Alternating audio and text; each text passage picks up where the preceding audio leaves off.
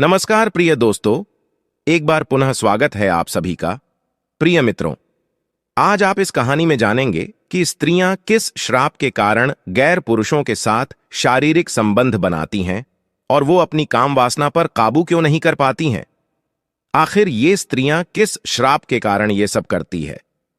मित्रों, इसके बारे में आज हम सभी इस कहानी के माध्यम से जानेंगे। मित्रों, आज की हमारी कहानी बहुत ही ज्ञानवर्धक और रोचक होने वाली है, इसलिए आप सभी दर्शकों से मैं ये निवेदन करता हूं कि वीडियो को पूरी व अंत तक अवश्य देखें।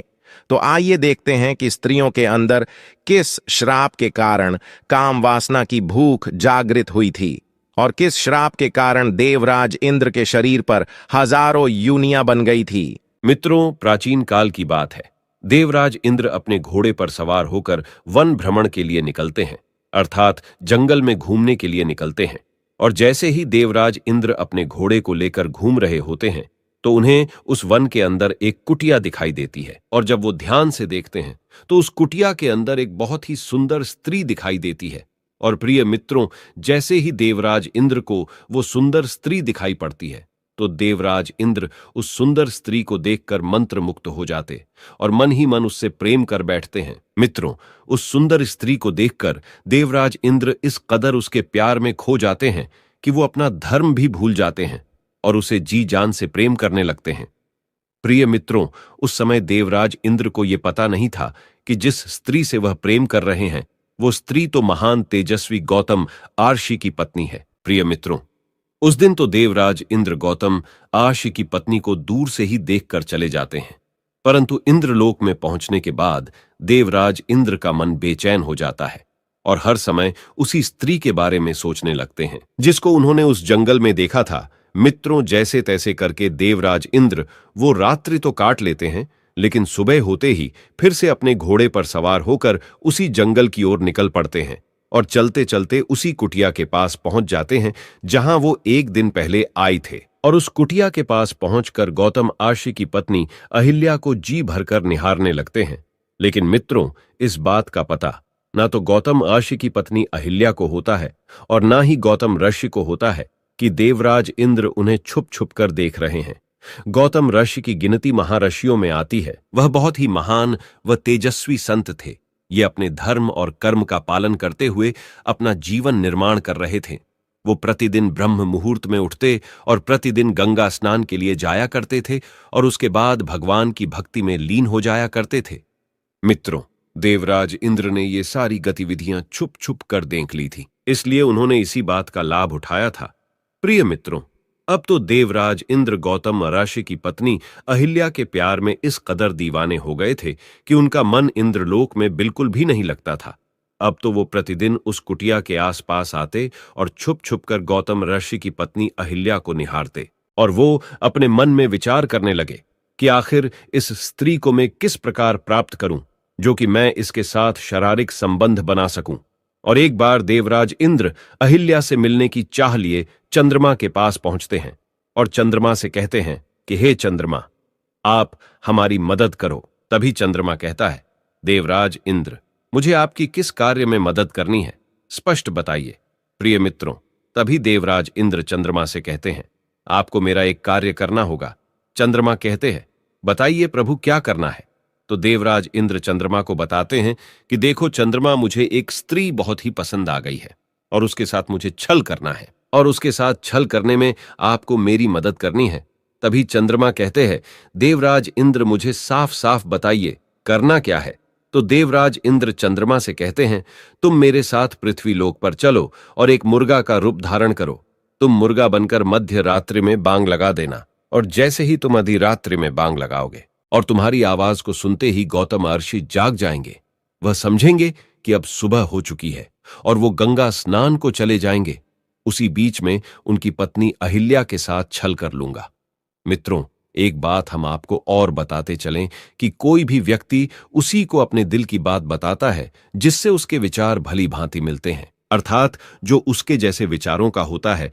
तो चंद्रमा और इंद्र एक विचारों के थे, क्योंकि प्रिय मित्रों, चंद्रमा भी अपने गुरु की पत्नी को लेकर भाग गया था और इंद्र ने भी एक महान अर्ष्य के पत्नी के साथ छल किया था, तो दोनों के विचार मिल गए प्रिय बंधुओं, और दोनों पृथ्वी लोक पर जाते हैं और गौतम और्ष की कुटिया के पास जाकर छुप जाते हैं। और जैसे मध्यरात्रि होती है तभी वो चंद्रमा मुर्गा बना हुआ आवाज लगा देता है और गौतम और्ष की आंख खुल जाती है। मित्रों, उस मुर्गा का आवाज सुनकर गौतम और्ष की आंख खुलती है तो गौतम और्ष गंगा स्नान के लिए अपना कमंडल कपड़े लेकर निकल जाते हैं। मित्रों, वो गौतम आर्षि उस माया जाल को नहीं समझ पाते हैं। वो ये नहीं समझ पाते हैं कि ये एक माया है। अब मित्रों, वो गौतम ऋषि झूठे सवेरे को देखकर गंगा स्नान को चले जाते हैं और उसी समय प्रिय मित्रों देवराज इंद्र गौतम ऋषि का भेष बनाते हैं और अहिल्या से छल करने के लिए उनकी कुटिया में घुस जाते हैं और अहिल्या के पास जाकर मीठी मीठी प्रेम की बातें करने लगते हैं। और मित्रों, बातें करते करते देवराज इंद्र अहिल्या को अपनी बाहों में जकड़ लेते हैं। और मित्रों, उधर क्या होता है, जब गौतम आर्षि गंगा किनारे गंगा स्नान को पहुंचते हैं तो उस समय ना तो उन्हें किसी पशु पक्षी व अन्य जीव की आवाज सुनाई देती है और ना ही कोई गंगा स्नान करते हुए दिखाई देता है, अर्थात उन्हें किसी भी प्रकार की कोई भी हलचल दिखाई नहीं देती है। तो मित्रों, इस बात को भली भांति समझ जाते हैं कि हो ना हो ये किसी की मायावी चाल है। प्रिय मित्रों, इस बात का उन्हें आभास हो जाता है कि अवश्य मेरे साथ छल हो रहा है। प्रिय मित्रों, अपने मन में यह विचार करने के बाद वो गौतम अर्षि वहां से तुरंत कुटिया की ओर दौड़ने लगते हैं। तो अपनी कुटिया के समीप आकर वो देखते हैं कि कुटिया के द्वार पर एक मुर्गा बैठा हुआ है। तो वो गौतम अर्षि अपने हाथ पर जल लेते हैं और मंत्र पढ़कर उस मुर्गा पर मारते हैं तो वो चंद्रमा अपने असली रूप में आ जाता है। और जैसे ही कुटिया के अंदर पहुंचते हैं तो देखते हैं उन्हीं के भेष में एक पुरुष उनकी पत्नी के साथ शारीरिक संबंध बना रहा है। मित्रों, जैसे ही गौतम ऋषि इस दृश्य को देखते हैं तो उन्हें अत्यधिक क्रोध आ जाता है और उनके नेत्र लाल हो जाते हैं और कहते हैं कि हे मूर्ख स्त्री, तुझे अपने और पराये में कोई फर्क नजर नहीं आया। तुझ में अपने और पराये में पहचानने की शक्ति नहीं है, तो ऐसी स्त्री से क्या लाभ, तुझे तो पत्थर हो जाना चाहिए। और वो अपनी पत्नी को पत्थर होने का श्राप दे देते हैं और उसके बाद वे और भी अधिक क्रोधित हो जाते हैं और इंद्र को काम वासना का भूखा समझकर इंद्र को श्राप देते हुए कहते हैं, हे देवराज इंद्र, तुम्हारे अंदर काम वासना की शक्ति बहुत अधिक है और तुम हर स्त्री पर आसक्त हो जाते हो। इसलिए मैं तुम्हें श्राप देता हूं कि तुम्हारे शरीर पर हजारों युनियां बन जाएंगे। मित्रों, जैसे ही ये श्राप गौतम ऋषि इंद्रदेव को देते हैं तो प्रिय मित्रों उसी समय देवराज इंद्र के शरीर पर हजारों युनियां बन जाती है। मित्रों, ये सबको देखकर देवराज इंद्र गौतम आर्षि के चरणों में गिरकर क्षमा याचना करने लगते हैं और अपने द्वारा किए गए पाप की क्षमा मांगने लगते हैं। मित्रों, इंद्र के बार बार विनती करने के बाद गौतम ऋषि इंद्र से कहते हैं कि हे इंद्र, मैं अपने श्राप को वापस तो नहीं ले सकता और ना ही मेरे मुख से निकला हुआ श्राप झूठा हो सकता है, लेकिन मैं उसमें बदलाव अवश्य कर सकता हूं। इसलिए हे देवराज इंद्र, जो तुम्हारे शरीर पर हजारों युनियां बन गई है, ये युनियां आंखों में परिवर्तित हो जाएंगी।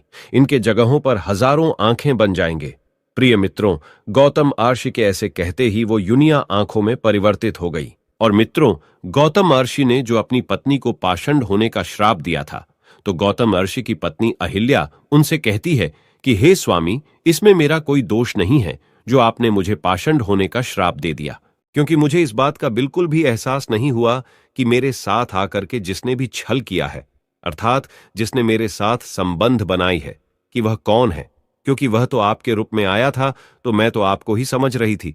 इसलिए इस ग्रंथ में मेरी कोई भी गलती नहीं है, मेरा कोई भी कसूर नहीं है। मित्रों, उनके मुख से ऐसी बात सुनने के बाद वो गौतम ऋषि अपनी पत्नी अहिल्या से कहते हैं कि मैं अपने मुख से दिया हुआ श्राप वापस तो नहीं ले सकता, परंतु मैं तुम्हें एक वरदान अवश्य दे सकता हूं। कुछ समय बाद जब भगवान श्री हरि विष्णु मर्यादा पुरुषोत्तम भगवान श्री राम के रूप में अवतरित होंगे, वो ही आकर के आपका उद्धार करेंगे। उनकी चरण स्पर्श से ही आपका उद्धार होगा। उनके चरणों से स्पर्श होते ही तुम पुनः उसी रूप में आ जाओगी। मित्रों, इस प्रकार से काफी समय व्यतीत हो जाता है और भगवान श्री हरि विष्णु मर्यादा पुरुषोत्तम श्री राम के रूप में अवतरित होते हैं और अवतरित होने के बाद अपने गुरु के साथ उसी स्थान पर पहुंचते हैं जहां की गौतम ऋषि की पत्नी अहिल्या पत्थर की सीला बनी हुई थी। तो वो अपने गुरु से पूछते हैं कि हे गुरुदेव, यह पत्थर नुमा स्त्री कौन है? तो उनके गुरु बताते हुए कहते हैं कि है राम, यह गौतम ऋषि की पत्नी अहिल्या है और वर्षों पहले से आपकी प्रतीक्षा कर रही है कि आप यहां आए और इनका उद्धार करें। मर्यादा पुरुषोत्तम भगवान